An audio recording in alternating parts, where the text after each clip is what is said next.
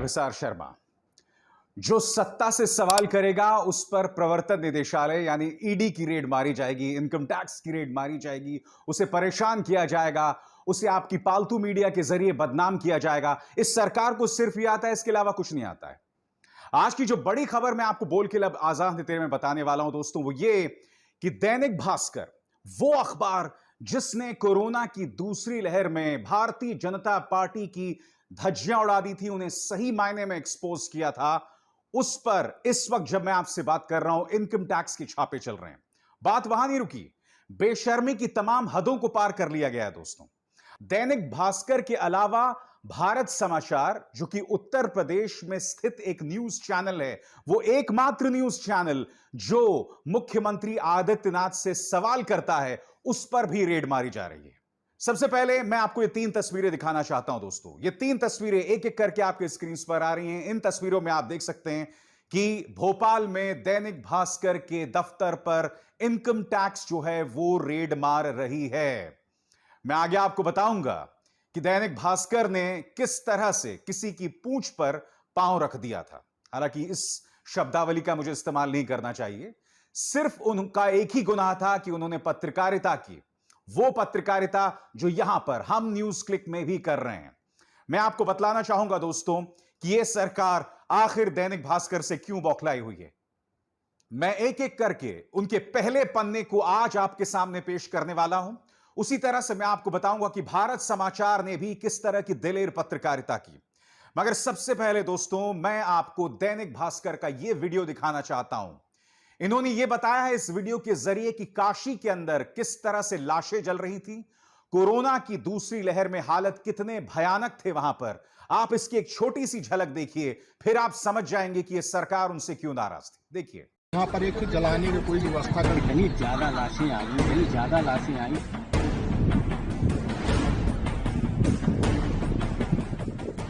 जहां तक नजर जाती है वहां गंगा किनारे रेत में दफन शव नजर आते हैं।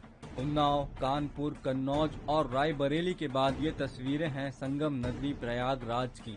यहाँ गंगा किनारे रिंगवेरपुर घाट में हजारों लाशें दफन हैं। अप्रैल में मौतों का आंकड़ा बढ़ा तो लकड़ियों के दाम भी बढ़ गए। लोगों ने शवों को दाह संस्कार की जगह दफनाना शुरू कर दिया।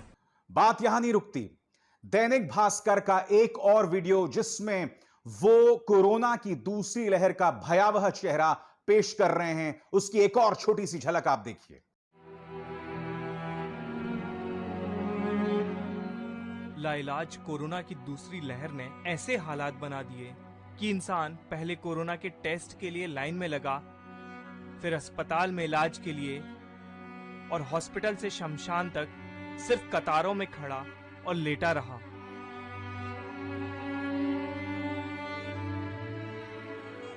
इंसान इलाज कराने आया तो एम्बुलेंस की लंबी कतार में खड़ा रहा और नहीं बचा तो अंतिम संस्कार के लिए भी मुर्दों को इंतजार करना पड़ा। जिसने भी ये तस्वीरें देखी वह बस फूट पड़ा। सर एक बार चेक कर लो। दरअसल इस सरकार को दिक्कत थी दैनिक भास्कर के एनालिसिस से। वो जिस तरह से कोरोना की सही तस्वीर देश के सामने ला रहा था, जिस तरह से पेगासस के जरिए पत्रकारों की, विपक्ष के नेताओं की जासूसी हुई, वो तस्वीर जो दैनिक भास्कर लगातार सामने ला रहा था, इस सरकार को उस बात से दिक्कत थी। अब एक एक करके दोस्तों मैं आपको बतलाने वाला हूं दैनिक भास्कर ने किस तरह से अपने अखबार के जरिए इस सरकार के कामकाज की पोल खोल दी। सबसे पहले आपके स्क्रीन पर डेटा गड़बड़ है। अब भी उतनी मौतें जितनी तब हो रही थी जब शमशान में वेटिंग थी, अस्पताल फुल थे। इस तरह से दैनिक भास्कर ने बाकायदा अलग अलग शहरों में इस ग्राफिक के जरिए, इस तस्वीर के जरिए बताया कि हालत कितनी खराब है। अब देखिए दैनिक भास्कर का पहला पन्ना।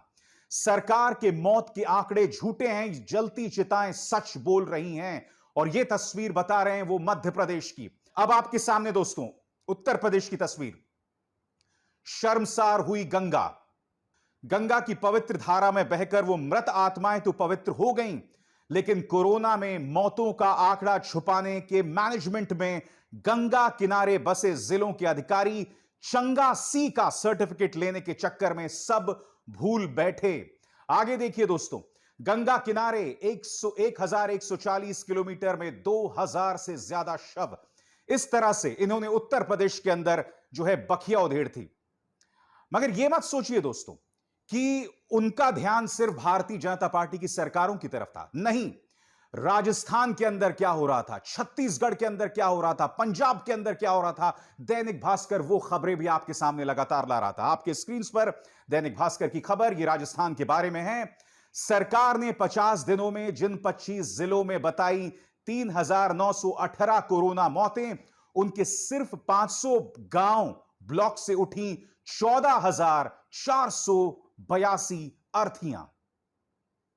एक बार फिर देखिए दैनिक भास्कर की खबर, गांव में लोग खांसी बुखार से मर रहे हैं, टेस्टिंग तो दूर, इलाज भी भगवान भरोसे। दरअसल सरकार को दैनिक भास्कर से क्या दिक्कत थी, मैं वो आपको बताना चाहता हूं।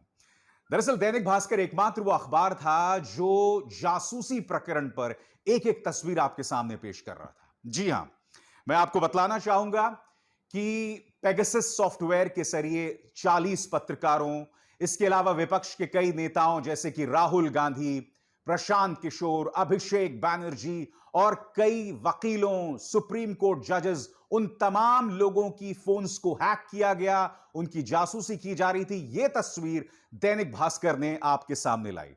मगर जो चीज सबसे ज्यादा इस सरकार को खल गई थी दोस्तों, वो ये तस्वीर है। दैनिक भास्कर ने अपनी इस खबर में यह बताया कि जासूसी का इतिहास मोदी और अमित शाह का पुराना है। इस खबर में बताया गया कि किस तरह से अमित शाह और मोदी एक लड़की की जासूसी करवा रहे थे। अब क्यों करवा रहे थे वो तो हम नहीं जानते। इस खबर का जिक्र दैनिक भास्कर ने भी किया था, सिर्फ 2 दिन पहले की बात है। और इत्तेफाक देखिए, आज उनके दफ्तरों पर रेड मार दी गई। मैं सवाल पूछना चाहता हूं कि जो सरकार 56 इंच की बात करती है, 56 इंच के सीने की बात करती है, क्या उनका 2 इंच का हौसला भी नहीं है? बताइए ना। दैनिक भास्कर ने अगर कुछ गलत किया तो आप उन पर मानहानि के मुकदमे दर्ज कर देना, आपके इतने पालतू हैं। क्यों नहीं किया आपने? आप उन्हें एक्सपोज करते तथ्यों के आधार पर, वो तो आपसे नहीं होता। क्योंकि दोस्तों पिछले कुछ महीनों से लगातार एक ट्रेंड बना हुआ है कि जो भी सत्ता से सवाल करता है उस पर रेड मारो, उससे परेशान करो। मैं आपको बताऊंगा कि हमारे साथ यानी कि न्यूज क्लिक के साथ भी प्रवर्तन निदेशालय ने किस तरह से करीब 113 घंटों की रेड मारी थी। क्यों मारी थी वो मैं आपको बाद में बताऊंगा, मगर सबसे पहले अब आपको मैं लेकर चलना चाहूंगा भारत समाचार की ओर। दोस्तों हाथरस में एक मासूम का बलात्कार और उसकी हत्या हो जाती है, रातों रात उसका शव जला दिया जाता है। यह तस्वीर आपको याद है?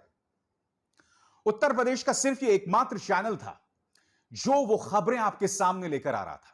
और आज फिर इस तस्वीर में देखिए, उनके दफ्तर में उनके जो संपादक हैं ब्रजेश मिश्र, उनके यहां पर रेड मारी जा रही है। यह तस्वीर साफ तौर पर बताती है कि उत्तर प्रदेश के चुनाव आ रहे हैं 8 महीनों के अंदर और भारतीय जनता पार्टी ने अभी से इसकी तैयारी कर दी है। क्योंकि जैसे कि मैंने बताया ना कि भारत समाचार लगातार आपके सामने तथ्य ला रहा था, और इन तथ्यों से मुख्यमंत्री आदित्यनाथ सरकार डरती है, इन तथ्यों से भारतीय जनता पार्टी आला कमान डरता है, इसलिए उन्होंने उनके यहां पर रेड मार दिया। मैं आपके सामने उनके न्यूज चैनल की एक छोटी सी झलक दिखाता हूं। उस वक्त जब इनके दफ्तर पर रेड मारी जा रही थी, बेखौफ भारत समाचार वो खबर आपके सामने ला रहा था। देखिए उसकी एक झलक। साहब अगर हमने सच दिखा दिया, अगर हमने हाथरस का सच दिखा दिया तो साहब हाफने लग गए। हमने कोरोना की कमियां दिखा दी तो साहब इनकी कमर टूट गई। अगर हमने सिस्टम को बेनकाब कर दिया तो ये इतने बेबस हो गए कि संवैधानिक संस्थाओं को टूल्स की तरह इस्तेमाल करने लगे, आईटी की छापेमारी करवाने लगे। देखिए मुझे लगता है कि ये सरकारी गुंडागर्दी का इनका मॉडल है और ये चाहते हैं कि सरकारी गुंडागर्दी करके और इस तरह से इनकम टैक्स के छापे मरवा के, पुलिस का इस्तेमाल करके, राष्ट्रद्रोह के मुकदमे लिख के पत्रकारों को दबाना, डराना, धमकाना, ये इनका चलन शुरू से रहा है और आज इन्होंने एक बहुत बड़ी घटना को अंजाम दिया है। और दोस्तों विपक्ष के तमाम नेताओं ने इन इनकम टैक्स रेट्स पर हल्ला बोल दिया है। क्या कह रहे हैं कमलनाथ आपके स्क्रीन पर? मोदी सरकार में प्रजातंत्र के चौथे स्तंभ को दबाने का, सच को रोकने का काम शुरू हो गया है और शुरू से ही किया जा रहा है। अभी पेगासस जासूसी मामले में भी कई मीडिया संस्थान और उससे जुड़े लोग बड़ी संख्या में निशाने पर रहे हैं और अब सरकार की निरंतर पोल खोल रहे हैं। सच को देश भर में निर्भीक